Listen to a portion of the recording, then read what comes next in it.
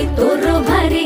दिसते भारी गणपतीची स्वारी अन आला धादिस मामाच्या घरी मालवण चिपळूण सावंतवाडी माझ्या कोकण गावांचो दिमाग भारी दिसते भारी गणपतीची स्वारी माझ्या कोकणा वाटे तुम्ही वलवा गाडी धमाधमान हाका गाडी माझ्या कोकणचो रस्तो नागमोडी कारी नाही